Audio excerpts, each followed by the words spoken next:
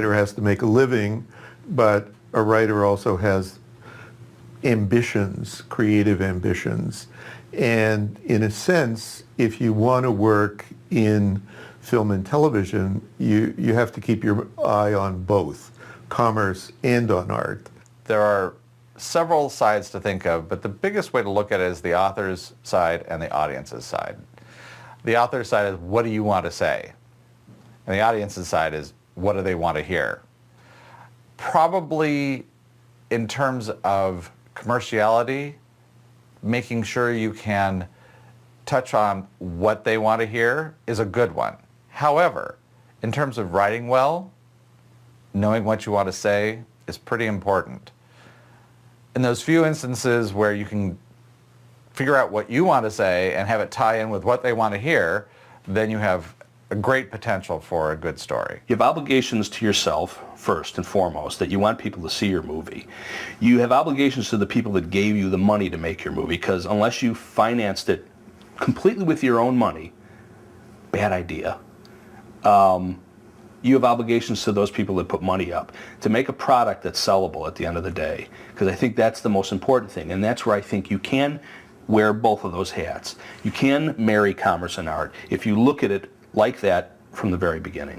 What is commercial is not truly definable. It's many different things. It has to do with production value. It has to do with the story. It has to do with who your actors are, who the names are, how it's presented, what's going on.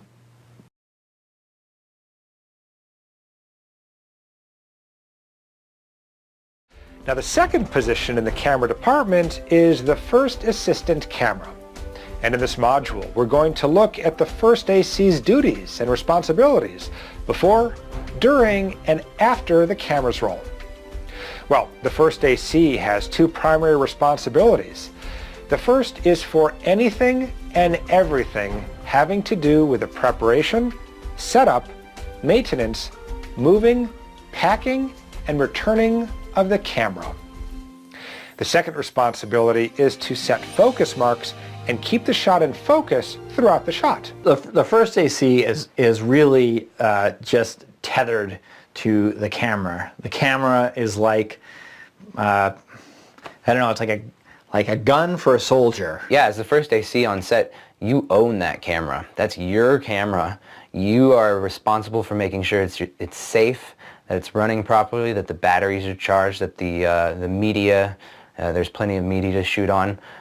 Even the camera operator doesn't own that camera like you do. That's your baby as the first AC. The first AC has a huge amount of responsibility. Of all the people who could ruin a day's shooting, nobody could do it more quickly than the first AC. The second assistant is basically responsible for all of the equipment on the set and in the camera department. He is responsible for setting up the carts in the morning to make sure that the equipment that you're going to be using is there and ready to use. He's responsible for the marks that are laid for the actors. He is also responsible for the notation on the camera reports. This can be divided between the first assistant and the second, but more often than not, the second assistant is responsible for the camera reports. Yeah, the second AC is in charge of the slate. That's his creative input. The second AC is in charge of putting marks on the ground. Well, the second AC is kind of in charge of making sure that the first AC is okay and has everything he needs. A big part of what they do is the first AC really is glued to that camera. And the second AC makes it so that everything that he needs from the carts or from anywhere else gets to him. So he's going back and forth, getting lenses, getting mags, if anyone's still shooting film, getting digital cards, getting parts and cables and monitors and all the different leveling rods and all the different parts. He also acts as a liaison between the script supervisor and the camera department. He also marks the scenes at the beginning of the take. On English crews, he is called the clapper loader, and he's responsible for the information that goes on the slate and for the marking of the sound rolls. And he also brings equipment to the first assistant as needed. You know, the art of the second AC is not to be underestimated.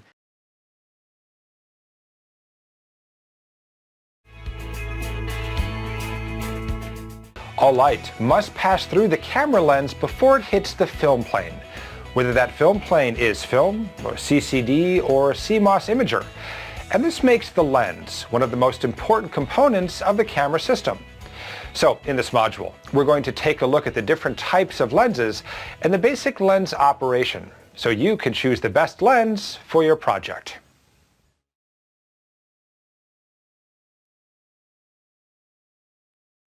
Camera manufacturers generally produce two different types of lenses. Now the first category is those types of lenses that are permanently attached to the body of the camera. And you'll often see these lenses in less expensive consumer and prosumer grade cameras. Now these lenses are generally made out of plastic or fluorite, making them resistant to scratches, but yet diminishing the overall quality of the optics. Professional cameras, however, feature interchangeable lenses, generally made out of glass, and they allow the owner-operator to choose the lens that is best for the job. Well, these removable lenses come in a wide range of prices, from relatively inexpensive ENG, or electronic news gathering lenses, which may cost $5,000 or $6,000, all the way up to $250,000 lenses used for large sporting events, where the camera operator may need to zoom across the stadium to get a close-up of the quarterback. So understanding what the needs of your project are will determine the best lens for your project.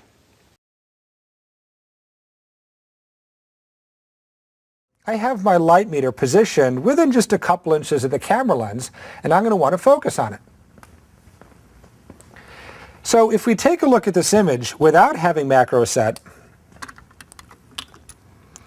you'll notice that even by setting my camera lens in minimum focus, I'm still not able to get this light meter in focus. So what I'll do is set my focus to 2 feet, and then I'm going to use the macro ring of the camera lens to pull this light meter into focus. So again, the macro ring is serving its same function in macro mode as the focus ring does when you're focusing outside of minimum focus. Now you'll notice that all of the same features of working on the short lens still apply. So there's an awful lot of depth within our shot, but we still have a depth of field that allows us to focus on the corner of the light meter. Lens care begins before you even get to the set. Whenever you're traveling with or transporting lenses, it's a good idea to use lens caps both on the front and back end of the lens to protect the lens from scratches, abrasions, or dirt. Also, you may want to consider getting a big heavy road case with customized foam inserts that allow you to cut a hole specifically for the size of each individual lens to protect it from the movement or any kind of vibrations while in transit. When you're traveling, always open up the iris as open as possible, so that way the leaves of the aperture don't rub against each other and cause damage to the iris. And if you're traveling with a zoom lens, try zooming all the way out, so that way you move the lens elements responsible for zooming all the way to the back of the lens chassis, minimizing the risk of damage. You can never have too much padding in the container storing your lenses, especially when you're traveling by air, because as careful as many baggage handlers tend to be, moving thousands of pieces of luggage a day and being on a rush schedule may mean that they may be unnecessarily rough on your lens kit, regardless of whether you have a fragile sticker on it. If you're traveling with only 1 or 2 lenses, consider carrying them on board the aircraft with you as a carry-on, just to make sure that nothing happens. As is the case with most cameras and lenses, the lenses tend to be the most expensive part of a camera setup. Proper set protocol dictates that anytime you have a storage case on set, and a storage case could contain lights, it could contain audio equipment or camera lenses, that if you haven't taken anything out of the case should be completely latched. Well, the benefit of shooting single camera narrative style production is that you can control every aspect of the production. You can set the starting and stopping points of the actor. You can set the starting and stopping points of the camera. But you also then need to set the different focus points of the camera, making sure that you're pulling focus and hitting specific focus marks to match the movement of the actors and the camera. In this example, Karen's going to start deep into the set, and during the course of the shot, she's going to walk towards the camera. So what we've done to make sure that her stopping and her starting positions are exactly the same from take to take is we used paper tape to create a T marker on the ground. So she knows exactly where she's starting, and she also knows that her stopping point is exactly 10 feet closer to the camera lens. Well, when we set the focus for this walk, essentially we're doing the same thing we did before when Karen was standing stationary. The first assistant cameraman, using the tape measure, will measure the distance from the film plane to her A position and will mark that on the follow focus using dry erase marker. The first AC will then measure the distance from the film plane to her B position and then mark that on the follow focus as well.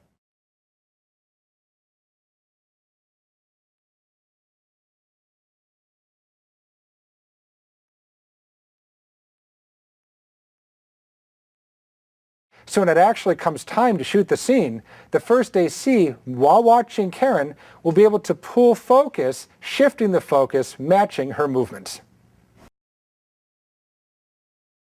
Quickly, whether this chart is in focus or not.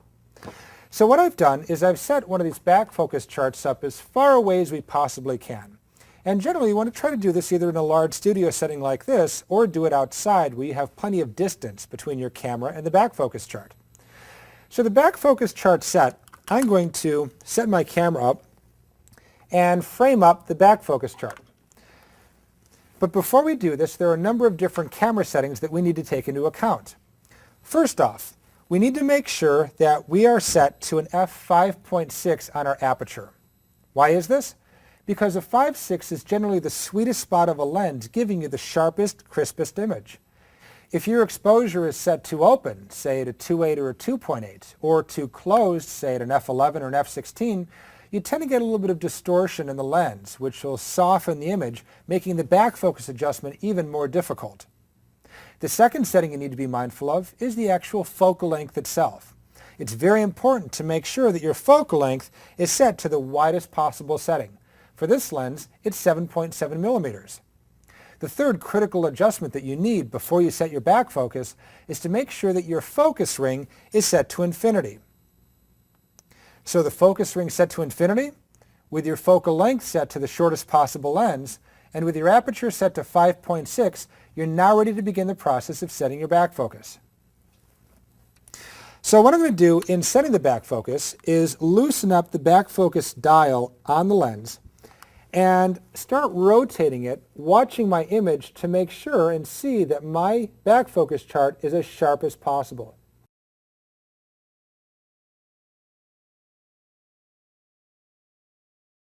So with an even shorter focal length, we have an even greater exaggerated depth. So keep this in mind. Anytime you need to create depth and distance within your shot, you can use a short lens.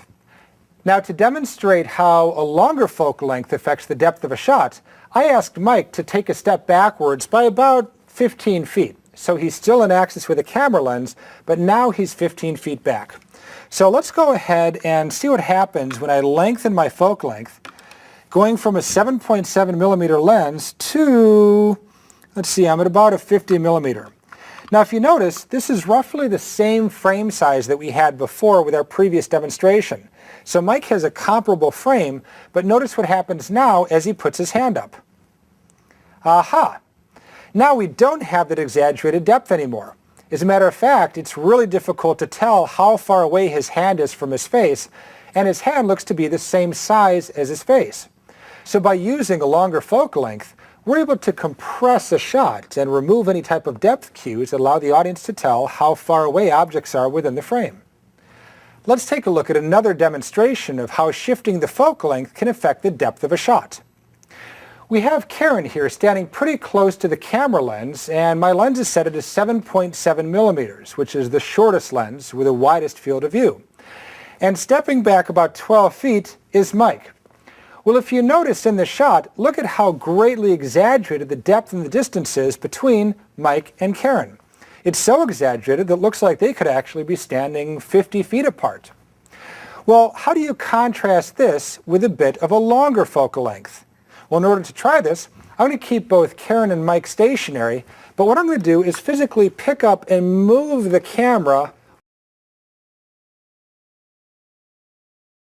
Before we really begin talking about exposure, we have to have some kind of a unit of measurement that we can use to take the value of light and apply some kind of a quantitative form of measurement to it. Well, this unit of measurement is what we call an f-stop. And you may have seen these f-stops before. As a matter of fact, they're written on every single lens.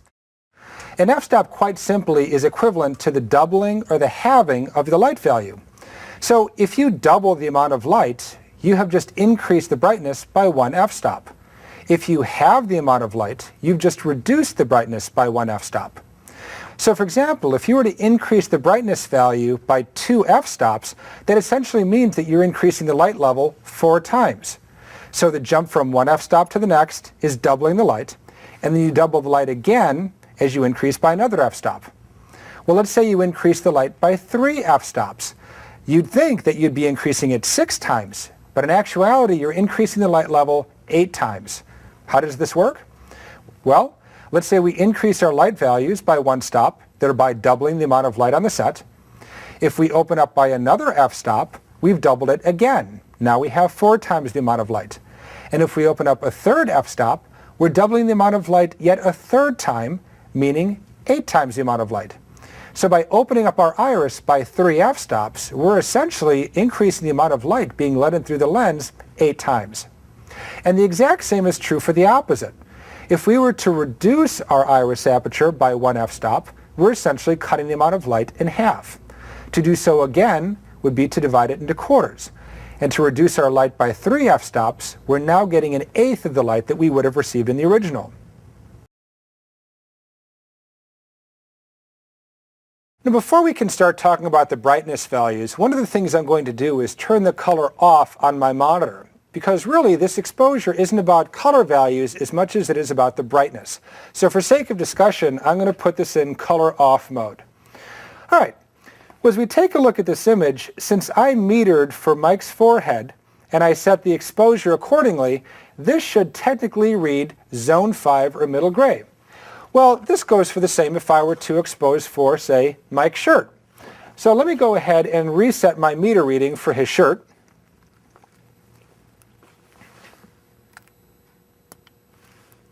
His shirt is reading at an f2.0. So if I set my iris to an f2.0, you'll notice now, and let me reframe, that his shirt is now also reading zone 5 middle gray. So regardless of what you meter, if you choose to set your exposure based on the readings from your spot meter, the result will always be that 50% middle gray that is only reflecting 18% of the light back into the camera.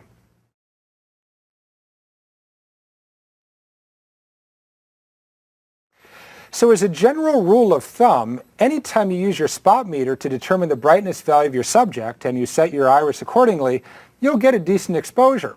But now this is only the first step of how to determine exposure. It's from here that we can start changing and manipulating it to really get the best looking image based on our subject. Skin tones vary from person to person, so it's a little difficult to say that I would necessarily want to set the exposure that I would read from a spot meter necessarily. That means that every time a frame is being exposed, it is only being exposed half of the time, or 1/48th of a second. To make that opening a little bit narrower, or reducing the shutter angle. In doing so, because each frame is being exposed for less time, you're going to have to compensate by opening up the iris accordingly to allow that much more light in to get the same exposure. You're also getting less motion blur. So the less light you're letting through by making that wedge even narrower, the more sharp and staccato the image is. Kind of like the opening scene in Saving Private Ryan, where the frame has a bit of a jittery feel to it. That's because it was shot with a very fast shutter speed, or rather a smaller shutter angle. If you choose to open up the shutter angle, thereby allowing more light into each frame, you're increasing the motion blur. Because as objects are moving back and forth in front of the camera lens, that frame is being exposed for a longer amount of time, causing that light smear. As a result, you need to close your iris down to compensate for the increased amount of light being exposed on the film plane.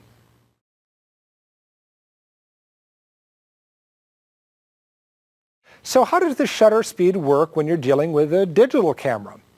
Well, whereas film cameras have a physical rotating shutter inside of them, digital cameras do not. So the function of how long you expose every frame is actually controlled by the CCD. And so in the menu system of an HD camera, you can tell the camera how long you want each frame to be exposed. Well, because the common exposure time is still roughly 1/2 of each frame, now that we have our exposure properly set, it's now time to set what's called the white balance. Well, white balance can kind of be a bit of a tricky concept because when you look around, light has different colors to it. For example, tungsten light has a very orange hue to it. Sunlight has a very blue hue to it. And fluorescent light has a green hue to it.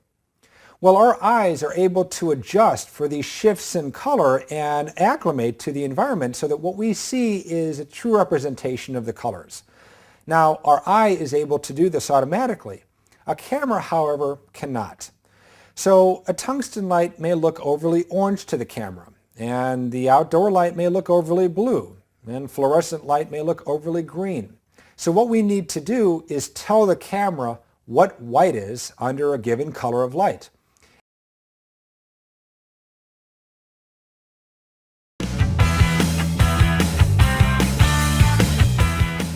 In this module, we're going to discuss the camera function known as gain. Well, what is gain? Gain is the process by which you electronically increase the sensitivity of the CCD in order to get a brighter image. Well, much like shooting on film when you choose a faster film speed, choosing the gain results in a number of sometimes unwanted effects. First of all, although the image is brighter, you're also increasing the grain of a shot, adding to the noise of the image. Secondly, you'll really notice the degradation of shadows and dark regions within the frame. Oftentimes, the gain is only used in documentary or news gathering purposes when it's impossible to add more light to the scene.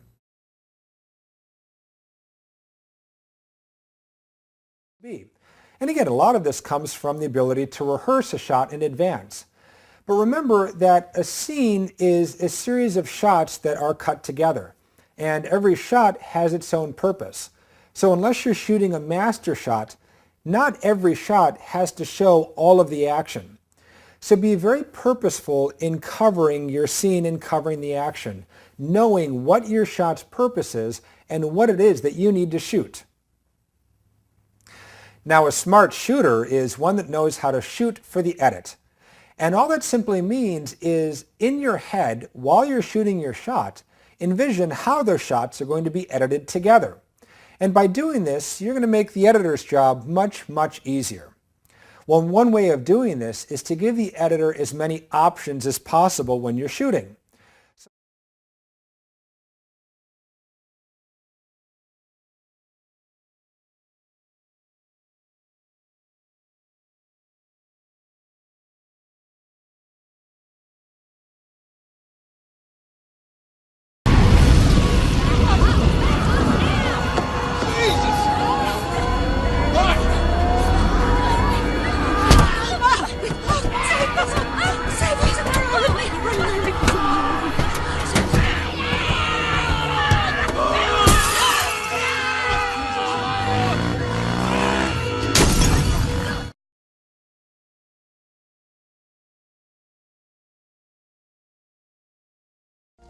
Their feathers are just too bright. And when they fly away, the part of you that knows it was a sin to lock them up does rejoice. But still, the place you live in is that much more drab and empty.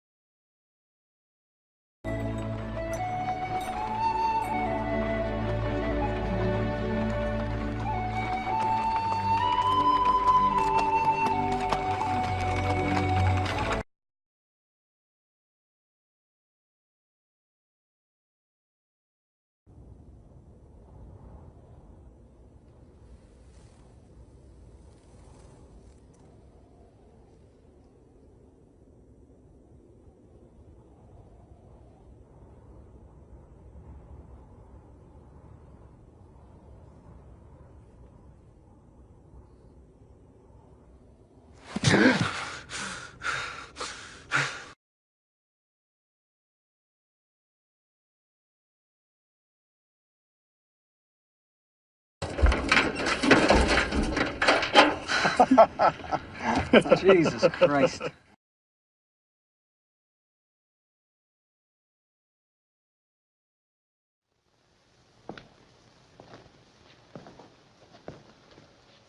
Charlie, I want you to let me work on the Chicago paper. What? Well, you said yourself you were looking for someone to do dramatic criticism. I am drunk.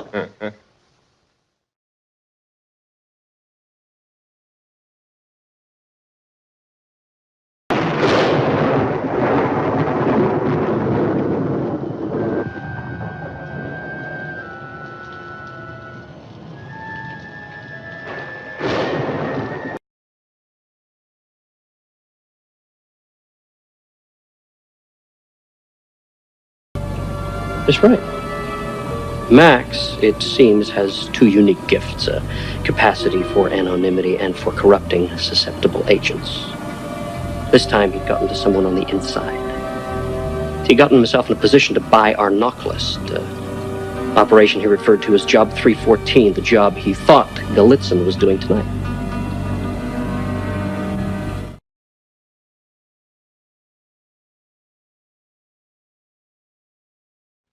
Alive.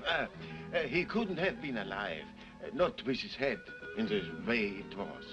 I was told that he did not die at once. Aber woher denn? Der war gleich tot, da brauchen Sie keine Angst. No, I mean that... war gleich tot. Sehen Sie, gleich tot.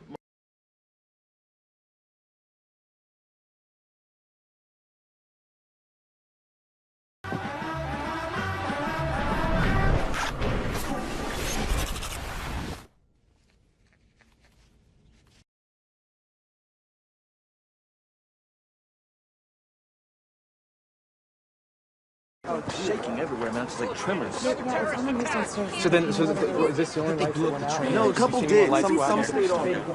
Huh. Man, what is going on? Maybe you should have left town a little bit earlier, right? Shit.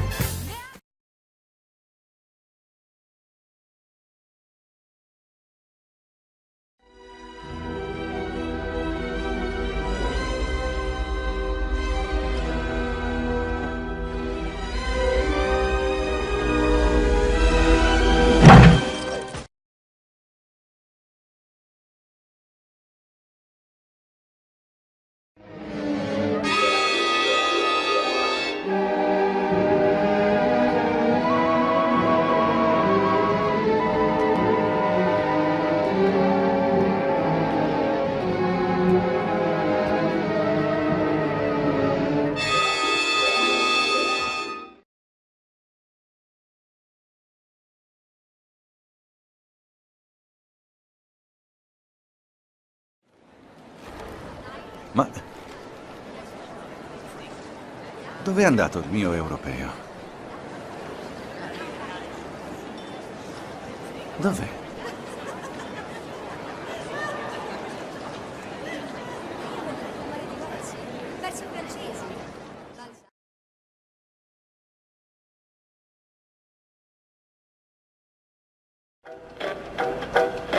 Stop the things you do.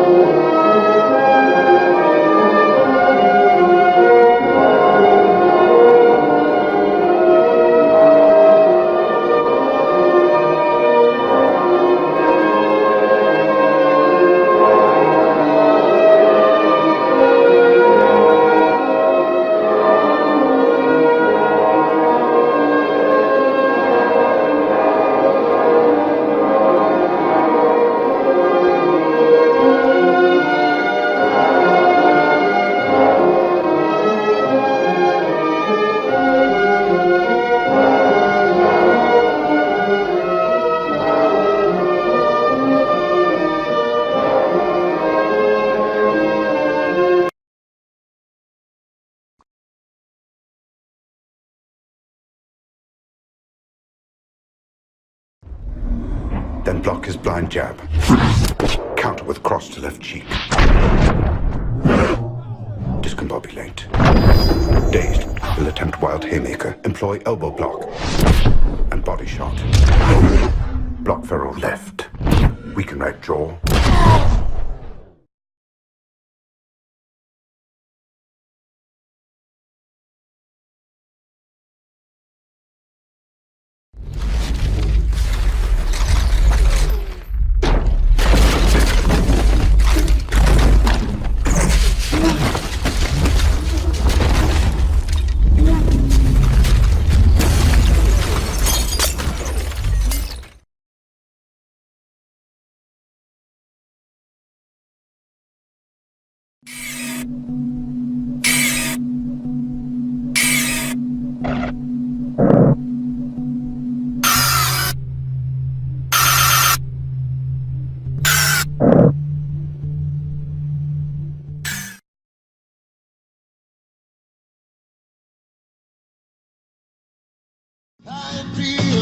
Like a motherless child, along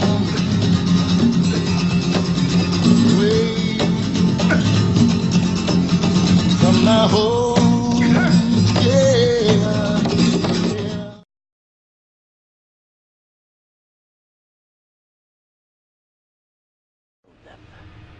We remember your little accident in the laboratory. Performance enhancers. Bingo. Me, your greatest creation.